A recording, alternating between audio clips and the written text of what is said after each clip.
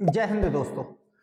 आज की हमारी क्लास 31 और 1 फरवरी को जो भी इंटरव्यू में प्रश्न पूछे जा रहे हैं, पूछे गए हैं, इन पर चर्चा होगी। लेकिन एक बात मैं आप लोगों को स्पष्ट कर दे रहा हूं कि मैंने आपको कई ऐसी अपनी पुरानी क्लासों में, जो पिछली क्लासों में बताया है कि जो वैकेंसी इस बार की 2025 की थी वो केवल 98, 100 या 102 इतने के अंदाजे से मुझे लग रहा था कि इतनी वैकेंसी है। और जितने लोग भ्रम में थे कि इस बार 3 बैच बन गए हैं, जो लोग भी एक दूसरे के टच में धर्मगुरु वहां ट्रेनिंग कर रहे हो तो वो बताते हो कि 3 बैच तैयार हो गए हैं। तो 60-60 का बैच रहता है तो 180 है। और इस बार इंटरव्यू कॉलिंग केवल 210, 220 की हुई तो सभी लोगों को बन जाना है धर्मगुरु। मैंने कई बार आपको ये बताया था कि इस भ्रम में नहीं रहना है। और इसी भ्रम में रहते हुए कई हमारे साथियों ने हमारा अध्ययन करना इंटरव्यू का कम कर दिया कि अब तो हो ही जाना है, जगह ज्यादा है और बच्चे कम। तो पहली बात तो इस भ्रम में ना नहीं रहना है। और दूसरी बात, उसमें आपके एडमिट कार्ड में एक स्पष्टता बात लिखी गई है कि यदि आप उस योग्य नहीं है तो आपको नहीं भर्ती किया जाएगा और अगली बार वो जगह निकाल के दोबारा अगले वर्ष के विद्यार्थियों को ऑफर की जाएगी। ये आप समझ गए होंगे। तो जितने भी अभी 10-9 दिन के इंटरव्यू बचे हैं, तो जिसने भी अध्ययन करना छोड़ दिया है वो अपना वापस से अपनी मेहनत में लग जाए। ऐसा कहीं कुछ नहीं है। देखो बात वही आएगी, क्लियर हो गया। मैंने अंदाजा जो लगाया था, देखो कोई मेरे पास इनपुट नहीं रहते हैं कि मैं कोई आर्मी या ऐसा कुछ से किसी से जुड़ा हूं, किसी संस्था से, या कोई मुझे वहां से जानकारी, ऐसा कुछ नहीं है। ये केवल मेरा एक अध्ययन का एक अनुमान रहता है। जो मैं अनुमान लगाता हूँ वही अनुमान बिल्कुल ऐसा नहीं कि एग्जैक्ट 100% सही है, लेकिन सटीक बिल्कुल बैठ जाता है। तो मैंने जो बताया था कि 98, 100 या 102, हालांकि एक विद्यार्थी, मुझे कोई उत्तराखंड का विद्यार्थी था, उसने मुझे क्लियर किया था। उत्तराखंड का ही था कि सर इस बार 100 के आसपास वैकेंसी है, जिसमें से सभी धर्मों में 100 है, उससे आगे कुछ नहीं है। तो ये बिल्कुल मैंने उसी वक्त क्लियर किया था कि ऐसी ऐसी समस्या है। तो आप लोगों को बिल्कुल ईमानदारी से संघर्ष करना है। अब आते हैं हम लोग कि प्रश्न क्या पूछे जा रहे हैं। बाद में लौट के अब आने लगे हैं धीरे धीरे। एक नॉर्मली से पहले तो आप लोगों से पांडित कर्म के पहले ज्यादा प्रैक्टिकली पूछे जा रहे थे। अब ऐसा है कि हालांकि वेटेज कम होता जा रहा है और थोड़ा एक आम जो प्रश्न जो मंत्रों के आधार पर रहते हैं वो पूछने लगे हैं। अब प्रैक्टिकली थोड़ा कम हो गए। लेकिन एक बात मेरी याद रखना, जिसका भी इंटरव्यू 15 मिनट से आगे चला है उसका मुझे अंदाजा है या मैं अनुभव लगा रहा हूं कि उसका सिलेक्शन 100% हो जाएगा। ये मेरी बात आप जितने भी हमारे साथी मुझे फॉलो कर रहे हो, अच्छी बात है। मुझे बहुत अच्छा लगता है कि जब मैं किसी को छोड़ने जाता हूँ वहाँ इंटरव्यू पैनल पे और बाहर सारे लोग मिलते हैं, गुरुजी मैं आपको फॉलो करता हूँ, तो मुझे बड़ी खुशी होती है। लेकिन उनसे मैं सबसे क्षमा प्रार्थी रहता हूँ कि इस बार मैं आप लोगों की मदद नहीं कर पाया, क्योंकि मुझे जबलपुर से फोन पड़ा और मेरे पास ऐसे पढ़ाने को कोई औजार नहीं है कि जिसमें आप लोगों की मैं क्लास लेके समझा सकूं।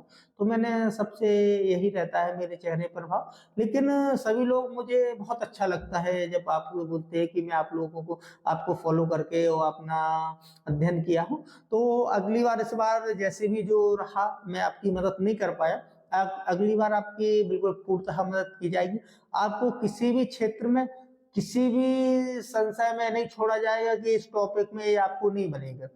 आप जितने भी मेरे से टच में रहेंगे, पहली बात तो अब मैं शुरू से पर डे आप लोगों का दृष्टिकोण पर डे के ऐसी वीडियो लेकर आऊंगा, इसमें आपका दृष्टिकोण, आप हमारे देश की स्थिति को समझने लगे, हमारे समाज को अच्छी तरह जानने लगे कि किस समाज में किस वर्ग को क्या जरूरत है सपोर्ट की या नहीं है, किस धर्म को कैसे देखना है, कैसे सभी धर्म। क्योंकि सेना में आप लोगों ने देखा होगा, बाहर राज आप क्या है कि एक मैं आपको कमी बताऊं, आप लोग रहते हैं राजनीतिक विचारधारा की शिकार। सेना में जरूरत है 3 चीजों पर चलती है हमारी पूरी सेना। एक चलती है राष्ट्रीय एकता, एक चलता है सर्वधर्म संभाव, एक चलते हैं राष्ट्रीय सुरक्षा। ये 3 वो शब्द हैं जिस पर पूरे भारतीय सेना टिकी रहती है और यही, इसी के आधार पर आपसे सारे प्रश्न बनाए जाते हैं। आप लोग क्या है कि समझ नहीं पाते हैं उन प्रश्नों को। मैंने ये बता दिया कि जिसने, भले ही वो उत्तर दे पाए ना दे पाए पूरा किसी भी प्रश्न का, यदि उसने प्रश्न अच्छी तरह समझ लिया है तो वहाँ वैसे विद्यार्थियों की सबसे ज़्यादा ज़रूरत है। और मेरा अनुमान है कि जो मैं बोला हूँ कि जिसका 15 मिनट से यदि ज़्यादा गया है इंटरव्यू, तो उसके मेरे हिसाब से 100% होने की सिलेक्शन होने की संभावना है। बाकी ऐसा नहीं है कि 15 से नीचे वालों को नहीं होगा, उसमें से भी कई ऐसे विद्यार्थी होंगे जिसने अपना कम समय में अपना बेहतर प्रदर्शन दिखाया होगा, तो वो भी होंगे। लेकिन जो गारंटी वाले हैं, मैं अभी इनकी गारंटी तो नहीं दे सकता कि उनका होगा कि नहीं होगा, लेकिन 15 से ऊपर वालों की, अधिकतम लोगों की मैं गारंटी दे सकता हूँ, हो जाएगा सिलेक्शन। अब आ जाएंगे हम लोग 31 और 1 तारीख के जो भी हमारे पूछे गए हैं सवाल। आपसे मैंने बताया था कि अब पहले थोड़ा ज्यादा प्रैक्टिकली और ज्यादा सारे धर्म ग्रंथों में घुसकर पूछ रहे थे। अब ऐसा हो रहा है कि दुर्गा सप्तशती का 5वें अध्याय का चलो ध्यान सुनाइए, गीता का कोई एक श्लोक सुनाइए जो आपको ज्यादा प्रभावित किया हो, महाभारत की ऐसी कथा सुनाइए जो इसमें ज्यादा सबसे ज्यादा प्रभाव छोड़ा हो आम लोगों पर या आपके ऊपर। तो ऐसी चीजें, रामायण की कोई ऐसी चौपाई पूछ ली जा रही है, रामायण का कोई ऐसे मतलब मैंने बताया था कि देखो फैक्ट कम हुए हैं, लेकिन ये नहीं हुआ है कि सारे फैक्ट बंद हो गए हैं। तो ये नहीं समझ जाना कि फैक्ट ही पढ़ना बंद कर दो, क्योंकि फैक्ट ही हमारे होते हैं जो हमको कॉन्फिडेंस लाते हैं, और वहाँ सबसे ज्यादा जरूरत है कॉन्फिडेंस की। वहाँ 5-6 लोग भ्रम चल रहा थे कोई साइको स्पेशलिस्ट है, वहाँ कोई साइको स्पेशलिस्ट नहीं है। कोई एक लेडीज मैडम है, वो एनडीए से सिलेक्टेड है, और मुझे लग रहा है वो या तो कैप्टन है या कर्नल है। जो भी विद्यार्थी, देखो मैं तो अंदर गया नहीं, और वहाँ सारी गुप्त रूप से कोई पहचान उजागर होती नहीं है, और वो नियम होता है इंटरव्यू पैनल वालों का कि आपको ना उनका पता चलेगा कि किस क्षेत्र से हैं, क्या नाम है इनका, क्या पद है। आपसे तो केवल इंटरव्यू लिया जाएगा, लेकिन पता लग रहा है कि जो बाहर से सूचनाएं मिल जाती हैं विद्यार्थियों के द्वारा, तो उन्होंने बताया कि ये एनडीए, और यदि एनडीए से होगा और आईएमए में यदि कोई व्यक्ति ट्रेनिंग किया हुआ तो फिर वो ज्यादा मैच्योर होता है। तो वो आपकी स्थिति सारे लोग आते हैं। अब आते हैं हम लोग साइकोलॉजी की, साइकोलॉजी के प्रश्न कैसे बन रहे हैं। जीके के प्रश्न हल्की आपसे जानकारी पूछ ली जाती है किसी किसी से, ऐसा नहीं कि सभी से पूछ रहे हैं। आपसे से ज्यादा एक प्रश्न स्टार्ट करेंगे वो साइकोलॉजी का, आप यदि उसका सही जवाब या उसको प्रश्न को पकड़ लिए हैं, या सही जवाब प्रस्तुत करने की आपने कोशिश कर दी है, तो आपसे दूसरा और तीसरा सवाल, किसी किसी से तो 5-5 सवाल भी साइकोलॉजी, उनको अच्छा लग जाए कि इसको ज्ञान है, बात करने में मजा आ रहा है, तो वो बिल्कुल बात करती है। ऐसा नहीं है कि किसी से उनकी दुश्मनी है। तो ये आप लोगों को बिल्कुल भ्रम में रहना है। और कई लोगों को ऐसा भ्रम रहता है कि मुझसे नहीं पूछा गया। समस्या क्या हो जाती है कि आप लोग तैयारी तो करते हैं, लेकिन उसको व्यवहारिक जीवन में प्रैक्टिस नहीं कर पाते हैं, और आप जैसे ही एंट्री करते हैं वहां आपकी कमी पकड़ी जाती है। और यदि आपको अंदर प्रवेश करने में और अपना परिचय बताने में, जैसे अभी नया चैलेंज चला है कि आप परिवार के साथ परिचय दीजिए, तो समस्या क्या है कि उसको सोचना पड़ता है कि हमारे परिवार में सदस्य कितने हैं।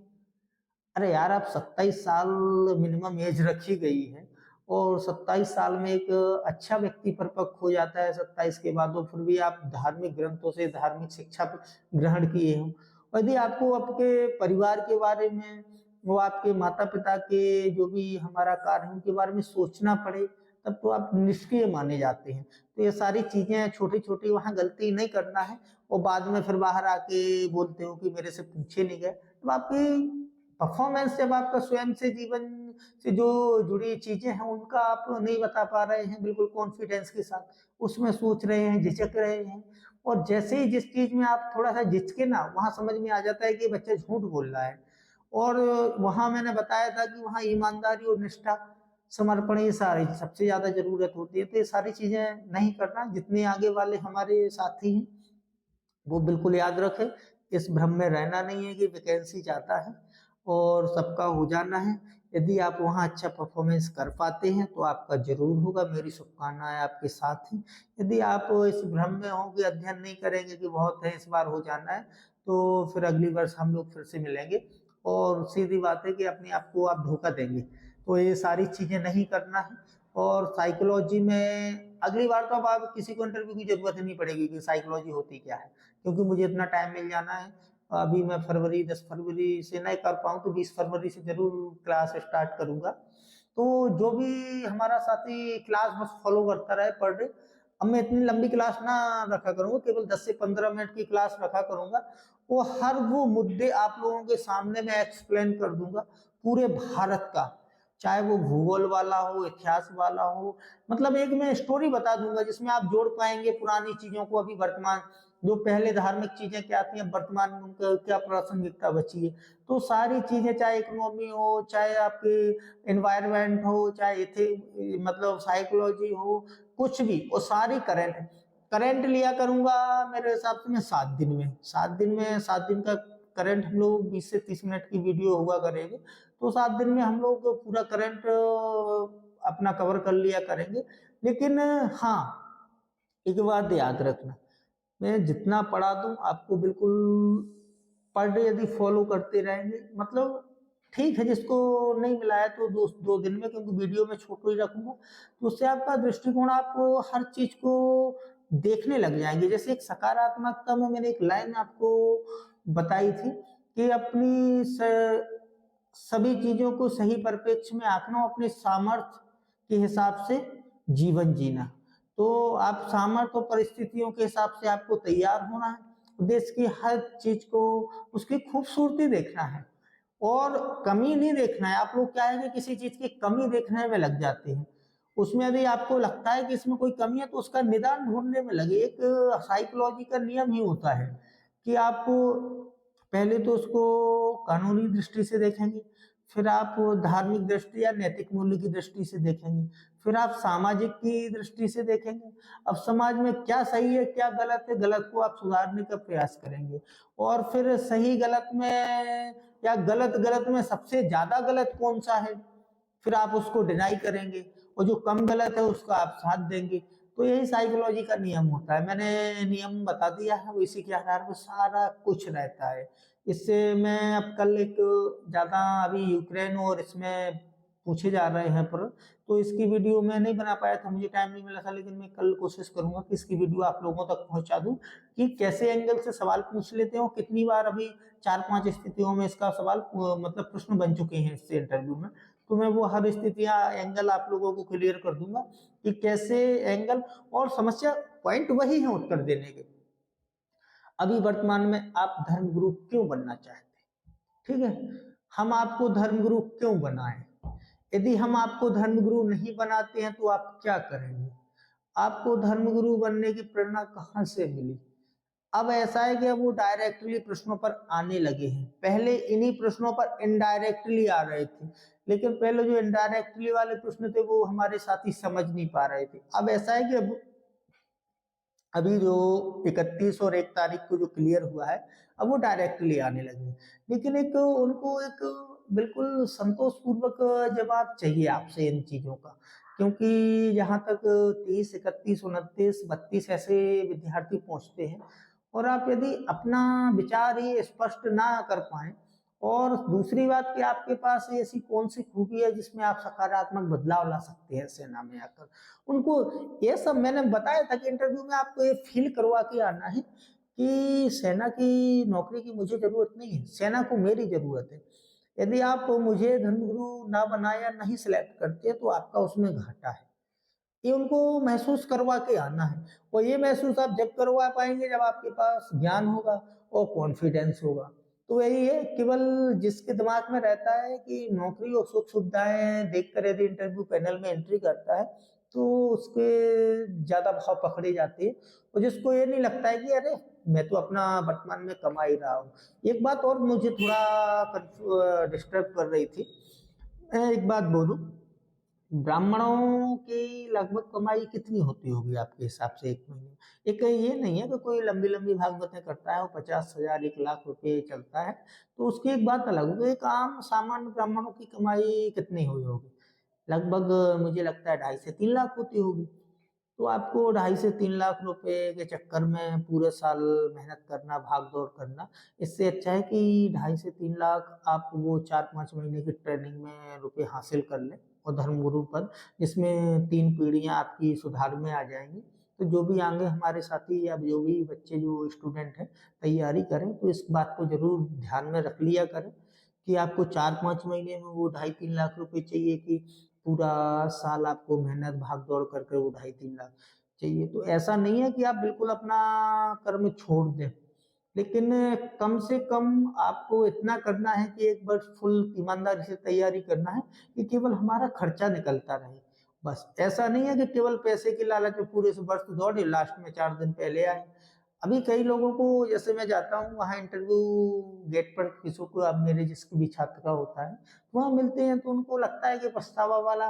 पहली बात तो हम लोग ऑनलाइन जुड़े तो एक दूसरे से इतना विश्वास नहीं हो पाया था। अब उनको सामने मिलते हैं तो उनको हल्का सा होता है पछतावा कि मैं ऐसी क्यों नहीं कर पाया या तैयारी। तो ये सारी चीजें, लेकिन अब टाइम निकल गया है, अब ऐसा कुछ होने वाला नहीं है कि तैयारी हो पाए। लेकिन अब अगले वर्ष हम लोग जितने भी नए हैं उनसे सभी लोगों से मिलेंगे और बिल्कुल एक रास्ते से बढ़ते हुए तैयारी करेंगे। लेकिन तैयारी करना पड़ेगा, जो अपना यदि चाहे कि मैं फाइनली सिलेक्शन लूँ, भारतीय सेना में धर्मगुरु बनूं, तो उसको पूरे वर्ष मेहनत करनी पड़ेगी। क्योंकि आप लोग दीपावली दशहरा की तरह त्योहार नहीं मनाना है। हम लोगों को बिल्कुल, यदि आपका दीपावली है तो उस दिन भी आप 2-3 घंटे अध्ययन करेंगे टाइम निकाल कर। वही एक सच्चे विद्यार्थी का धर्म होता है। वही देश काल परिस्थिति के अनुसार जो धारण किया जाए वही धर्म है। तो यही अभी आप लोगों का विद्यार्थी का, हाँ, जिनकी शादी हो चुकी है उनका गृहस्थ में अपनी परिवार का भी धर्म निभाने का है, तो वो अपना थोड़ा देखते रहें खर्चा पानी और थोड़े इस पे भी ध्यान रखें। तो हम लोग जरूर, हमारी मेहनत सफल होगी। सभी को शुभकामनाएं। जो भी अभी यहाँ दे रहे हैं, अभी 8-9 दिन और जिसका चलेगा, तो बिल्कुल कॉन्फिडेंस के साथ जाना है, डरना है नहीं। अब जितनी मेहनत हो सके वो बिल्कुल मेहनत आप लोगों को करनी है।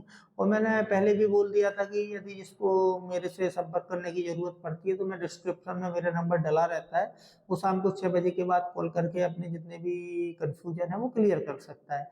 तो ऐसे कई अब 6 बजे के बाद आ जाते हैं, वो कई प्रश्न पूछते हैं हमारे साथी, तो उनका मैं डाउट क्लियर, कई का तो मुझे वहाँ मौका मिलता है डाउट क्लियर करने का, कि मैं यदि इंटरव्यू वहाँ सेंटर के बाहर जाता हूँ, वो आते हैं, वो सब लोग देखते तो है ही मेरी वीडियो, तो सीधा नमस्कार और मुझे इसमें कंफ्यूजन है तो मैं वहाँ क्लियर करवा देता हूँ। क्या उसमें तो करवाना पड़ेगा। तो अभी जितना भी हो सके आप लोगों को बिल्कुल तैयार रहना है और आपको बिल्कुल आत्मविश्वास के साथ जाना है। बिल्कुल कोई आपको डर भय करना नहीं है। जितना जो पूछा जा रहा है वो बड़े रिलैक्स से पूछते हैं। आप यदि घबराहट में कुछ चीजें भूल रहे हो तो बोल देते हैं पंडित जी आराम से, घबराना नहीं है, आराम से सोचो, आराम से उत्तर दो। तो यही, अब इससे अच्छा पैनल कौन हो सकता है। अब यदि हमारी किस्मत ही फूटी हो और इस इतने आसान तरीके से हमारा यदि सिलेक्शन हम नहीं ले पाते हैं, तो फिर अभी आगे वाले समय में तो चुनौतियां और बढ़नी हैं। तो यदि आपको लगता है कि चुनौतियों का हम अच्छी तरह से डट कर सामना करते हैं, तो फिर तैयारी करते हैं आगे।